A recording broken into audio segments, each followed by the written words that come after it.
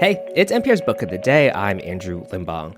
If you're in the mood to snuggle up this February with a book that is cozy and romantic and about an uncomplicated, loving relationship, well, I don't know what to tell you. You're not going to find that here. Instead, the new novel we're bringing you today opens with an affair, and then the guys with guns come busting in.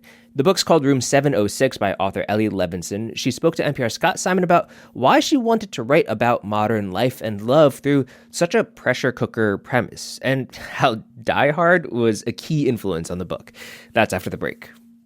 This message comes from Grainger. Grainger knows that if you're the purchasing manager at a manufacturing plant, the only thing more important than having the right safety gear is having it there when you need it. That's why you can count on Grainger for auto reordering, helping ensure your team members always have cut-resistant gloves on hand, and each shift can run safely and efficiently. Call 1-800-GRAINGER, click Grainger.com, or just stop by. Grainger, for the ones who get it done. Kate Bright loves her husband, Vic, and their 2 children. She's also enjoying the latest installment of a long-standing assignation she has with her married lover, James, when the news begins to buzz the very hotel in which they are ensconced in Room 706 has been taken over by gunmen. And that's the setup for Ellie Levenson's new novel, Room 706. She's a journalist who's written for The Guardian and Cosmopolitan UK and joins us from the studios of the BBC in London. Thanks so much for being with us. Thank you so much for having me. Help us understand what brings Kate to Room 706. Well, in the book, it's termed a kind of me time. Kate justifies her affair by thinking it could be a secret drink after work by herself, or a facial, or maybe a kind of habit buying shoes or something like that. It's purely an escape from her everyday life. And does this crisis, this sudden crisis, cause her to review her life and who and what's truly important in it? That's right. So she's stuck in the hotel room. She doesn't know how long she's going to have in there, or indeed if she's going to live or die. So she starts to kind of think through her life, the kind of idea that maybe life flashes before your eyes when you're going to die, except it doesn't so much flash because she's got a lot of time, so it goes quite slowly. Yeah. Why tell a modern story of what it is to be a woman and a mother through the lens of this extraordinary incident? Well, I think that Kate is a complicated woman, and I like that. I like reading about people who are neither all good or all bad. And I wanted to write something for modern women and men, but probably mostly women, who can handle complicated characters whose own lives are complicated and who will kind of have something to think about and ponder and discuss with their friends. I must say, without giving away too much, it's almost more terrifying that we never really meet the terrorists. And then it occurred to me, well, Alan Rickman's gone. So, I mean, what can you do? Well, I'm so pleased you mentioned him because I feel Die Hard is a very big influence on this book. And I watched it again at Christmas time and realised just how much of an influence it has been on me, even though the book is very different. But it was deliberate that you don't meet the terrorists because perhaps everybody's idea of a terrorist is different, and the causes and the reasons for terrorism change. So kind of the things that I was scared of encountering when I was a teenager are different to those that I now worry about for my own teenagers.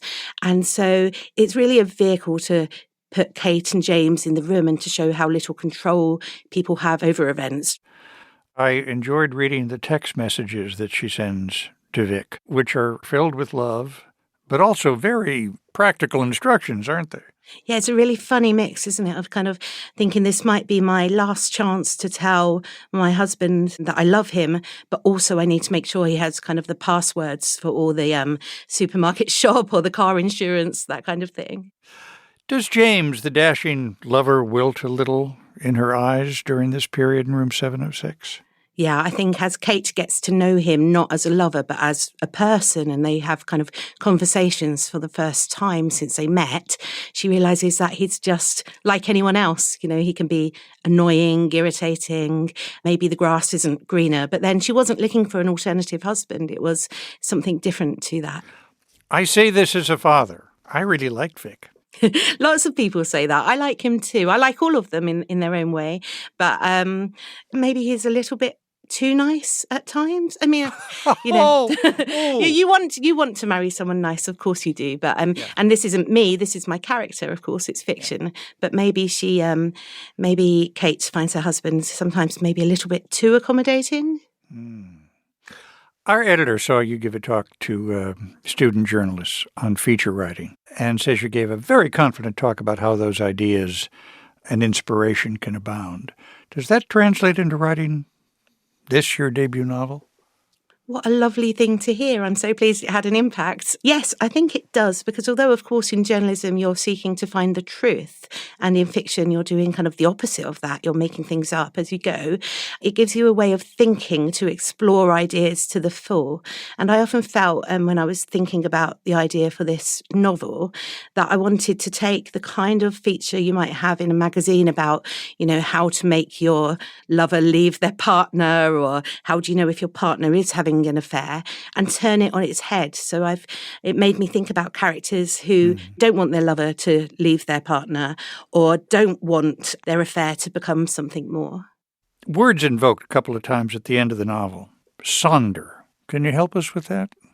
Yeah, so Sonder I first saw as a meme from a kind of public art project, really, and it was called the Dictionary of Obscure Sorrows, and it was a website where John Koenig came up with words that he thought should exist in English, but that don't exist.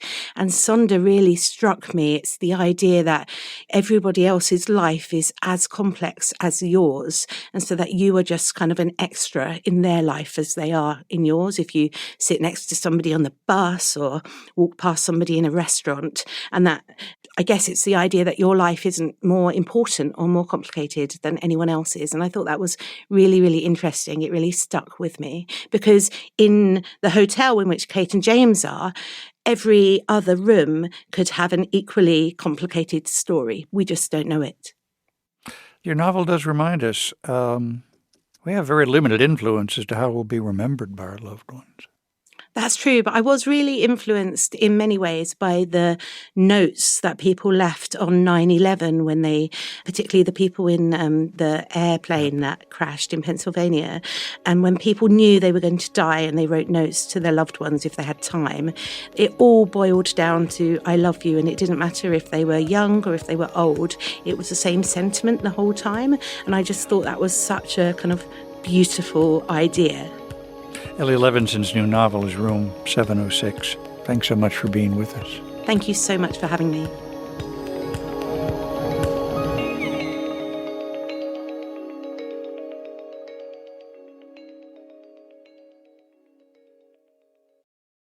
This message comes from Charles Schwab. When it comes to managing your wealth, Schwab gives you more choices, like full-service wealth management and advice when you need it. You can also invest on your own and trade on Thinkorswim. Visit schwab.com to learn more.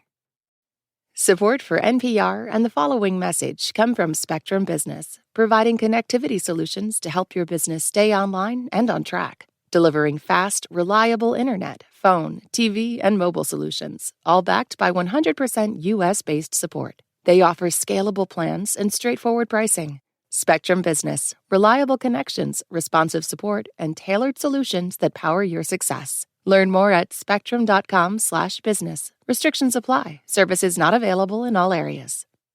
This message comes from NPR sponsor Charles Schwab. Financial decisions can be tricky. Your biases can lead you astray. Financial Decoder, an original podcast from Charles Schwab, can help. Download the latest episode and subscribe at schwab.com/financial decoder.